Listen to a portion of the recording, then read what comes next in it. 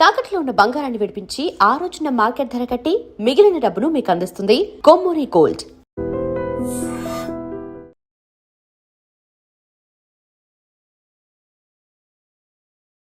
మీరు 2004లో ప్రారంభించారు, ఆశాకు వచ్చారు, చూశారు.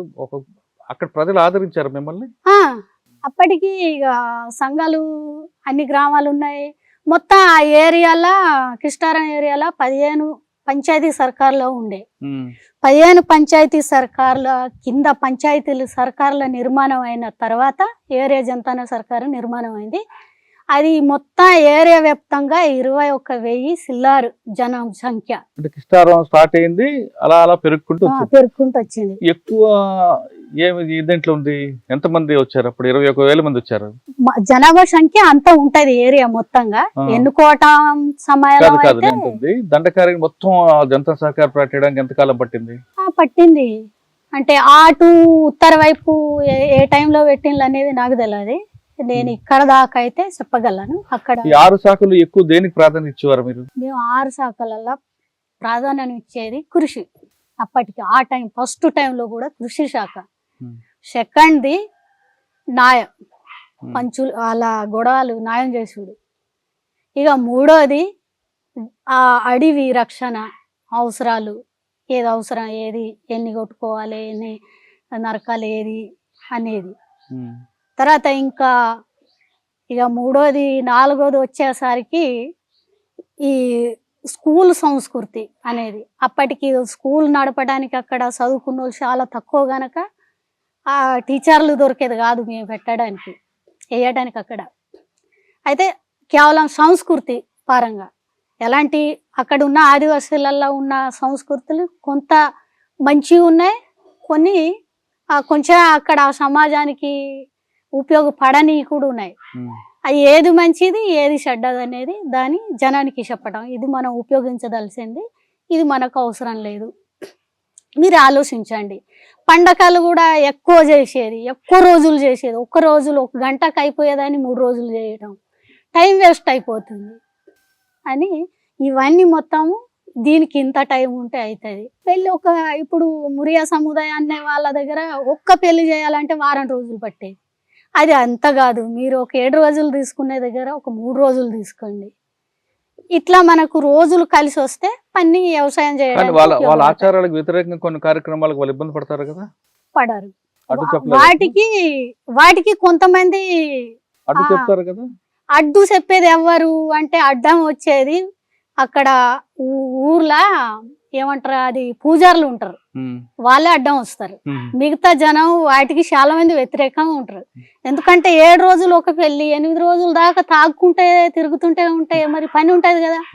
కాదమ్మా, సాధారణంగా వ్యవసాయం మీద ఎక్కువ ప్రాధాన్యత ఇస్తారు కదా, మరి మీరేంటి రివర్స్ లో వచ్చారు? మేము ఎటు అక్కడ మేము రివర్స్ రాలేదు. అక్కడ ఫస్ట్ జొన్నలు చల్లేది మా ఊర్లో కూడా. మేము పెద్ద అయ్యేదాకా చెప్పాలంటే 2010 దాకా కూడా ఎక్కువ జొన్నలు చల్లేది మా ఊర్లో. నూగులు, కందులు, గివే జొన్నలు.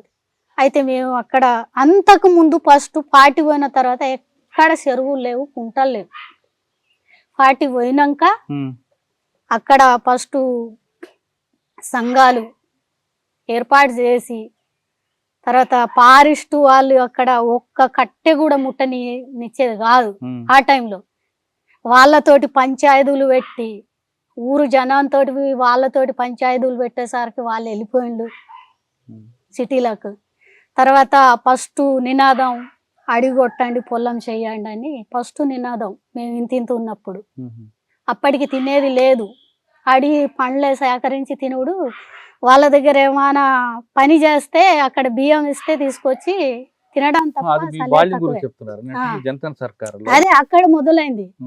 అప్పుడు చెరువులు, కుంటాలు ఇట్లాంటి ఓషన్లు గనక ఈ చల్లటం అనేది, ఒడ్లు వండించేది అనేది వచ్చింది, అక్కడ మొదలైంది. కానీ అప్పటికే మీరు చెరువులు, కుంటలు, చెక్ డ్యాములు పెట్టుకుని నేర్పుతున్నారు. కానీ అప్పటికి వ్యవసాయం అనేది టెక్నాలజీ ఎంటర్ అయింది. మీరు కేవలం దండకారు వరకు ఉండిపోయారు, కానీ బయట చుట్టుపక్కల తీసుకుంటే టెక్నాలజీ వచ్చింది. తొందరగా వ్యవసాయం చేయడం, సంవత్సరాలు 2 పంటలు పండించడం, అది కూడా కమర్షియల్ చేయడం, ఇవన్నీ నేర్పారు వాళ్ళకి. 2 పంటలు పండాలంటే నీళ్ళు ఉండాలి, ఇక్కడ 2 పంటలు పండుతున్నాయి అంటే కరెంట్ ఉంది. మరి కరెంట్ అవసరం కదా, మరి కరెంట్ కరెంట్ కోసం కాదు కదా, బోరింగ్ కోసం సుక్మ చుట్టూ తిరిగిండ్రు. ఫస్ట్ అక్కడ బోరింగ్ కావాలని, తర్వాత బావులు కావాలని మేము కూడా పోయినాం ధర్నా కోసం కుంట. నేను కూడా పోయినా, మాకు బావు కావాలి, బోరింగ్ కావాలి, చెరువు కావాలని. ఎవరు పోయలే అప్పుడు అంటే మీ దగ్గరకు వస్తే మీరు అడ్డుకుంటారు కదా. అడ్డుకున్నది ఎప్పుడు జంతన్ సర్కార్, ఏరే జంతన్ సర్కారు నిర్మాణం అయినాక, ఇక్కడ చెరువులు బావులు తవ్వినాక అప్పుడు మేము పోస్తాం అన్నప్పుడు మేమే చేస్తామని చెప్పింది మొత్తం కరెక్ట్. అంతకు ముందు అయితే ఎలాంటి బావి లేదు, ఎలాంటిది మేము ఇది పెడతామని కూడా లేదు. అప్పటికి సోలార్ తో వాడేవారు కదా మీరు. సోలార్ తర్వాత వచ్చింది, సోలార్ చాలా తర్వాత. అది ఎప్పుడు సోలార్ సిస్టమ్ 2003, అది కూడా బిజాపూర్ జిల్లాలలో వచ్చింది. అది జోగి ముఖ్యమంత్రి ఉన్నప్పుడు, ఆయన కొద్ది కాలమే ఉన్నాడు, అప్పుడు వచ్చింది. కానీ ఆ సోలార్ సిస్టమ్ అప్పటికి వెలుతురు కోసమే, పంట పండించడానికి కాదు. ఆ సోలార్ సిస్టమ్ నేను మీ జంతర్ సర్కార్లో కొన్ని స్కూల్స్కి వచ్చా. మీరు కట్టిన భవనాలు అన్నాం కానీ ఆ రూములు చాలా స్ట్రాంగ్గా పక్కాగా ఇప్పటికి కూడా ఉన్నాయి. అంటే అంత పక్కా నిర్మాణం ఎలా చేసుకొచ్చారు? అంటే మీ దగ్గర ఉన్నప్పటికే ప్లాన్ ఉందా ఏమైనా? అది ప్లాన్ మాది కాదు, జనంది. చాలా చక్కగా వెదురు బొంగులతో స్ట్రాంగ్ గా కట్టారు కదా. అది దళం చేసిన ప్లాన్ కాదు, నేను చేసిన ప్లాన్ కాదు, జనం చేసిన ప్లాన్. వాళ్ళు ఎట్లా కడితే మంచిగా ఉంటుంది, ఎక్కువ రోజులు ఎట్లా ఉండాలనేది అది కట్టిండ్రు. అదే కాకుండా ఫస్ట్ స్కూల్ నిర్మాణం చేసే టైంలో మన రామన్న చాచారి ఉంది, సావిత్రక్క, వాళ్ళ ఊర్లో ఒక బంగ్లం కట్టిండ్రు మంచి. అది ఇప్పుడు కూడా ఉంది. స్కూల్ టీచర్ ఎవరు వచ్చేవారు మీకు? టీచర్లు అంటే అప్పటికి చాలా ఇబ్బంది అన్న టీచర్లు పెట్టేది. ఇక్కడ టీచర్లే లేరు, చదువే లేదు అప్పటికి. పార్టీ వచ్చే ముందు టైంలో అయితే చదువు లేదు అక్కడ. అట్లా ఈ టీచర్లు దొరికేది కాదు మాకు. 2006-7 కూడా అంత పెద్దగా ఎవరు దొరికేది కాదు. మరేం చేసేవారు పిల్లలకి? దూరం నుండి చాలా మందిని తీసుకొచ్చాం. ఎక్కడ ఆ మురియా సముదాయ వాళ్ళ కొంచెం ఆ సిటీకి దగ్గర ఉంటారు, సుక్మా దంతెవాడ అటు దగ్గర ఉంటారు కదా, అక్కడ నుండి కొంతమందిని మేము మాట్లాడి తీసుకొచ్చాం. ఇచ్చే వాళ్ళంటే వాళ్ళకు భూమి ఇచ్చిండ్రు. ఓ 3 మేమే పెళ్లిళ్ళు చేసాం. ఎందుకంటే వాళ్ళు ఇక్కడ పాఠాలు చెప్పాలి కనుక కుంటలు పోయించాం, భూమి ఇచ్చాం. ఇక తర్వాత ఆ ఊర్లోనే పాటలు చెప్తాడు కనుక, చదువు చెప్తాడు కనుక ఆయన 8-9 దాకా దుని 2 గంటలు మేము మాట్లాడింది కూడా రోజుకు 4 గంటలు లేకుంటే 3 గంటలనే చెప్పాలి అనేదే మేము చెప్పాం. అట్లా తను చెప్పేది. ఫస్ట్ అయితే చాలా తక్కువ, అప్పుడు మన దగ్గర డబ్బులు లేవు. వాళ్ళకి ఇచ్చుడు కూడా ఎక్కడ ఓ 1500-1800 ఇట్లా ఇచ్చేది ఫస్ట్ నెలకి, మనకే లేవు గనక.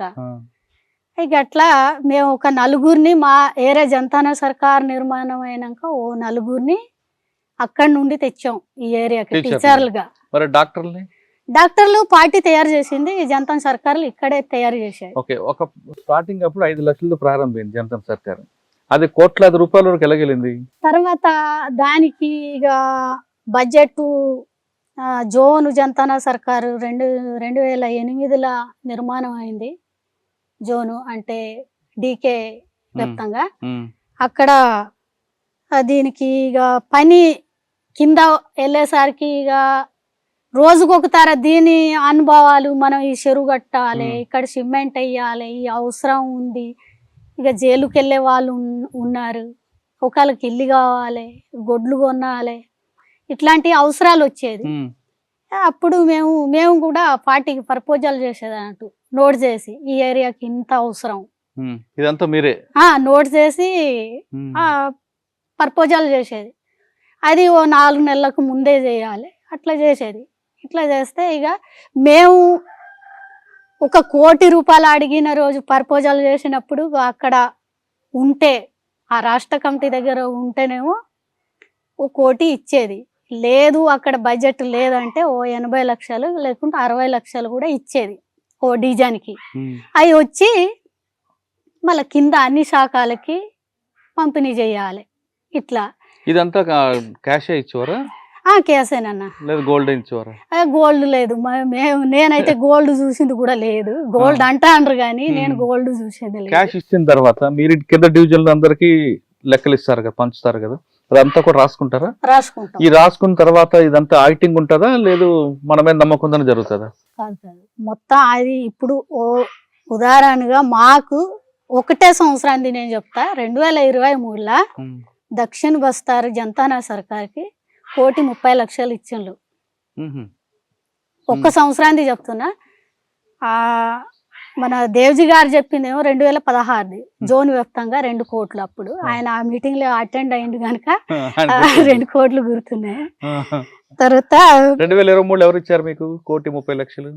ఇక జోన్ జనతానా సర్కార్ నుండి ఇక తీర్మానం అయింది కనుక మేము 1,40,00,000 పెట్టాం మాకు అవసరం అని.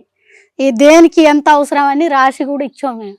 అయితే ఇక అంత లేవు గనక 1,30,00,000 తీసుకోవాలని 1 కోటి అక్కడి నుండి పంపిండ్రు. ఎక్కడి నుండి? ఆ జోన్ నుండి. జోన్ నుండి అంటే ఇక ఆ జోన్లలో ఉండాయి, ఆ డివిజన్లలో అక్కడక్కడ ఉంటాయి గనక ఎక్కడి నుండి ఎక్కడ తీసుకోవాలి, ఇక హెచ్జెడ్సీ నుండి ఇటు ఇస్తారు మాకు. అట్లా ఇక 30,00,000 డివిజన్ నుండే ఆ బడ్జెట్ నుండే ఇచ్చేసిండ్రు. అట్లా మాకు 1,30,00,000 ఇచ్చిండ్రు. ఆ 1,30,00,000 ఖర్చు అయిపోయాయి కదా. 1,30,00,000 ఎంత 60,00,000 దాకా మన కృషి దానికే, మేము వ్యవసాయానికే ప్రాధాన్యత ఇచ్చాం. 60,00,000 దాకా, 60-70,00,000 దాకా కూడా దీనికే. మిగతా 60 ఇక స్కూలు, వైద్యం, తర్వాత ఈ ట్రాక్టర్లు ఇవన్నీ ఉన్నాయి. ఆ ఏరియాకు ఒక ట్రాక్టర్ ఉంటుంది, ఆయిల్ ఇంజను. ఇక తర్వాత ఆ ప్రభుత్వం పెట్టిన బోరింగ్లు అవన్నీ పాడైపోయినాయి. ఎన్నో సార్లు చుట్టూ తిరిగిండ్లు అవన్నీ తేవాలని, వాళ్ళు వచ్చుడు లేదు పెట్టుడు లేదు కనుక ఆ రిపేరింగ్ చేయడానికి 10 లక్షలు. డివిజన్ మొత్తం రిపేరింగ్ కోసం, బోరింగ్ రిపేరింగ్, ఆ సిమెంట్ పెట్టడం, ఆ పైపులు తేయడం కోసం 10 లక్షలు ఒక సంవత్సరం కేటాయించాం. అదే సంవత్సరం. ఎందుకంటే చేస్తారా లేదంటే సత్తు తీసుకుంటాం అక్కడ.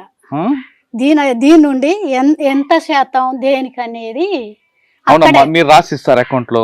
70 లక్షలు కృషి, 30 లక్షలు, 10 లక్షలు రిపేర్లు, ఇవన్నీ రాస్తారు. అట్లా తీస్తారు కదా. 1,30,00,000కి మీరు ఖర్చులు చూపించాలి, అంతే కదా. 1,30,00,000 ఖర్చుల్ని ఎవరైనా మీకన్నా పై వాళ్ళు చూస్తారా, లేదు మీరు చెప్పిందే వేదమా? అట్లే ఉండదు, చూస్తారు పై వాళ్ళు. ఎవరు పై వాళ్ళు చూసేది? ఇప్పుడు సుజాత అక్క ఉండే మా దగ్గర, మాకు పై. తర్వాత డివిజన్ సచివ్ చూస్తాడు. ప్రతి డివిజన్లలో డివిజన్ సెక్రటరీ ఉంటాడు కదా, పార్టీ సెక్రటరీ. ఆయన ఆ మీటింగ్ లో అటెండ్ అవుతాడు, ఈ అకౌంట్ చూస్తాడు. అక్కడ ఏమైనా హెచ్చు తగులు వచ్చినా కూడా చర్చ ఉంటది. ఓ 10 పైసలు తక్కువనా, ఓ రూపాయి తక్కువనా ఎందుకు పోయిందని దానికి రాసి తేవాలి. కొంతమంది అదే డబ్బులు బయట అనుకోండి, నేను పార్టీ గురించి అనట్లేదు, కొంత కమిషన్ కక్కుర్తి పడుతుంటారు, అటువంటి జరుగుతుంటాయా? 1 రూపాయి కూడా తీసుకో. ఇప్పుడు డివిజన్ సర్కార్ నుండి పలానా ఏరియాకి దీనికి ఇన్ని లక్షలని పంపిస్తాం. ఆ ఏరియా సర్కార్ మీటింగ్ అయ్యి ఏ గ్రామ పంచాయతీకి పోవాలో అనేది వాళ్ళు అక్కడ ఆ పంచాయతీ సర్కార్ మీటింగ్ చేసి ఇస్తారు. ఇప్పుడు మేము లెక్క పెట్టింది ఏరియా సర్కార్లలో లెక్క పెడతారు. మళ్ళా అవి ఉన్నాయా లేవా అని, ఇక్కడ రాసింది కరెక్ట్ ఉందా లేదా అని అక్కడ లెక్క పెట్టి వాళ్ళు మళ్ళా కింది గ్రామాలకు పంచుతారు. అవి పంచాయతీ జనతాన సర్కార్కి పోతాయి. ఆ కమిటీ లెక్క పెడతది అవి కరెక్ట్ ఉన్నాయో లేవా అని లెక్క పెట్టి అప్పుడు ఆ పనికి ఇస్తారు. సరే, మీరు ప్రభుత్వం లేకుండా సమాంతర ప్రభుత్వం నడిపారు, కానీ ప్రభుత్వం బయట నుంచి మీకు నిర్బంధం పెట్టింది, మిమ్మల్ని ఎన్ని రకాలుగా ఇబ్బంది పెట్టాలో అన్ని రకాలు పెట్టింది. అంత నిర్బంధం మధ్యన ఈ జనతా సార్ ఎలా నడిపించుకొచ్చారు? అది చెప్తే ఎట్లా నడిపించామని మాకే అర్థం కాకుండా అవుతుంది. అయితే ఎన్నో దాడులు. ఈ ప్రభుత్వం ఒక పక్క జనతాన సర్కారు నడిపించే టైంలోనే అటు సల్వాజూడు వచ్చింది. సల్వాజూడు వచ్చి ఒక పక్క ఇల్లుగా కాలబెట్టుడు, సంపుడు, ఇదని చేసుడు. అదంతా ఉన్నా కూడా ఈ జనాన్ని ఈటాటు ఉరికిన పారిపోయిన వాళ్ళనంతా జమ చేసుడు,